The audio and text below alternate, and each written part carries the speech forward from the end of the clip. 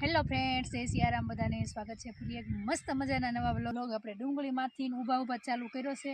અને પહેલાં તો જુઓ ડુંગળી આવી થઈ ગઈ છે અને હવે છે ને કહેવાય ને કે સુખનો સૂરજ ઉગાડી દીધો મારા નાથે. છે ને ડુંગળી તો આપણી બહુ મસ્તની થઈ ગઈ, પણ આમાં એક વસ્તુ ઘટતી હતી. તો એ શું ઘટે છે એ તો ત્યાં જઈને તમને ખબર પડશે. તો હાલો તો પહેલાં એ વસ્તુ આપણે લઈ આવીએ અને પછી આપણે આમાં મૂકી દઈએ તો આપણું શું કહેવાય, આપણી વાડી છે હરિયાળી બધી પૂરી થઈ જાય. તો હાલો આપણે લેવા જઈએ. તો એ વસ્તુ આપણે બનાવવાનો છે.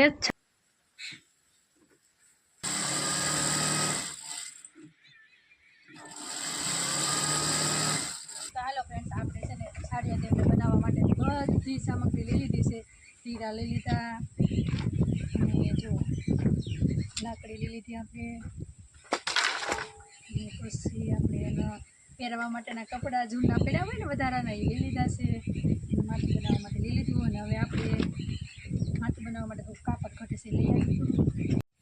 તો ફ્રેન્ડ્સ, આપણે હવે છે લઈ લીધા છે થોડાક કાપડના ટુકડા અને એનું બનાવશું આપણે માથું. અને થોડુંક પવન આવે છે એટલે થોડીક અવાજ સરખો આવે કે ન આવે, પણ થોડું ઘણું ટ્રાય કરીએ, આપણે કોશિશ કરીએ હરખું બને એમ. તો હવે આપણે બનાવવા માટે ચાલુ કરીએ.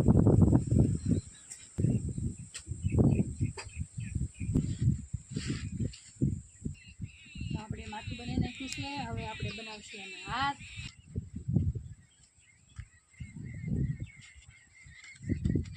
તો હવે છે ને આપણે સાડિયા દેવના હાથ બનાવી નાખીએ.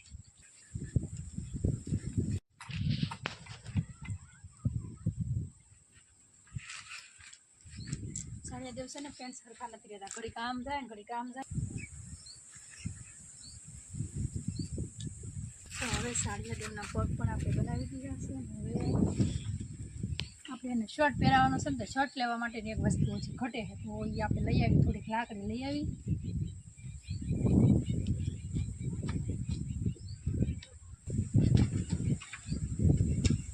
સાડિયા દેવનું માળખું તો તૈયાર કરી નાખ્યું છે. અને હવે આપણે છે ને કપડાં પહેરાવવાના બાકી છે ખાલી. હવે આપણે એને કપડાં પહેરાવી. તો હાલો ફ્રેન્ડ્સ, હવે મેં સાડિયા દેવ બનાવી દીધા છે. તમને કેવા લાગ્યા છે જરાક કમેન્ટમાં કહી દેજો, કેમ કે થોડોક ટાઈમ ઓછો છે ને આપણે પહેલી વાર સાડિયા દેવ બનાવ્યા છે એટલે થોડાક આવા બધા છે. અને હવે છે ને સાડિયા દેવને આપણે લઈ જઈએ ખેતરમાં. તો ફ્રેન્ડ્સ, જે વસ્તુ ઘટતી હતી ને એ આપણે બનાવી પણ નાખી છે અને આપણે લઈને પણ આવ્યા છે. તો હવે આપણે એના સહી જગ્યા પર એને ઉતારી દઈએ સાડિયા દેવને. થોડાક ભારી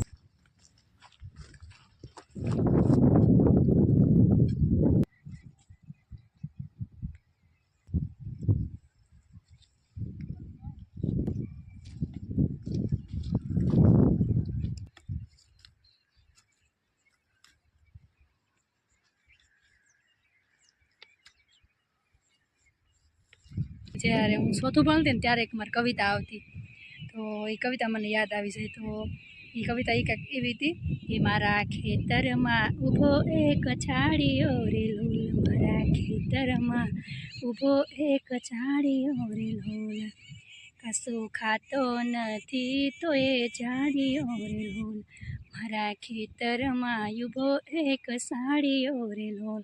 કવિતા તો બહુ બધી લાંબી છે, પણ આપણે કાંઈ આખી કવિતા નથી ગાતા. પણ એ કવિતા મને યાદ આવી જાય કેમ કે અત્યારે બાળકોને છે ને એ બાળગીતમાં ગવાય છે. તકમરિયા થોડા ઘણા વાઢી નાખી. હવે સાડિયા દેવનું કામ તો પૂરું થઈ ગયું છે. તકમરિયા તો આવા છે આપણે વાડામાં, એના હાથે ઉગ્યા છે, આપણે કાંઈ વાવ્યા નથી. તો થોડા ઘણા છે તો વાઢી નાખી. પછી આપણે ઉનાળામાં લીંબુ સિકંજી ને એવું બધું પીવા થશે. ખડે ભેગું છે ને તકમરિયા ભેગા છે. જુઓ આમાં તાક તકમરિયા છે, મોટા મોટા છે. અમુક તકમારી છે ને અમુક તકમરિયા છે.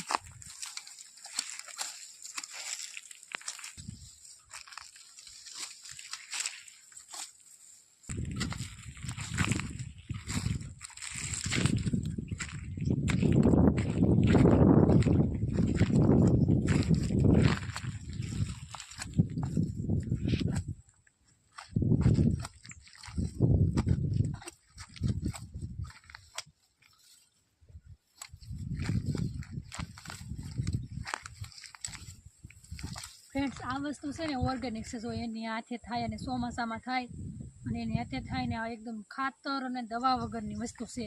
તકમરિયા તો બહુ બધા આમાં દવામાં ને એમ બધે ઉપયોગમાં આવતા હોય. તો આ તો આપણે એની રીતે જ થયા છે, વાવ્યા વગરના થઈ ગયા છે. આવ ને આપણે બજારમાં લેવા જાય ને તો એનો કેટલો ભાવ હોય. હાલો તો ફ્રેન્ડ્સ, હવે આપણે તકમરિયા વાળી લીધા છે અને કેટલા થઈ ગયા છે જો.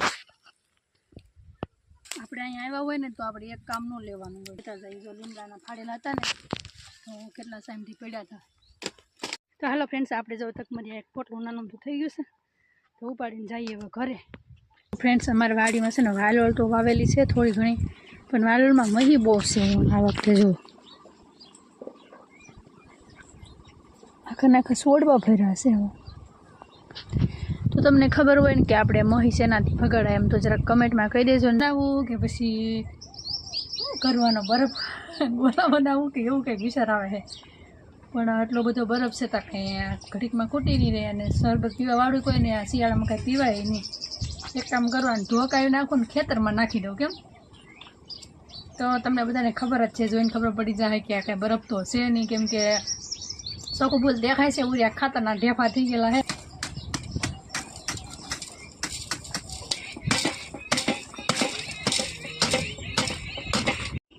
ખાતર ભાગવાનો આપણે છે ને નવો જુગાડ કર્યો છે. ધોકાવી જ નાખો હેલો, એટલે સરસ મજાનું થઈ જાય.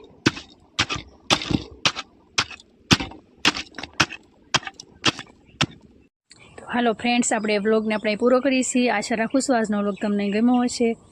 ગમ્યો હોય તો લાઈક અને સબસ્ક્રાઈબ કરવાનું ભૂલતા નહીં. મળીએ એક બીજા નવા વ્લોગમાં. ત્યાં સુધી બધાને જય સિયારામ, બાય બાય.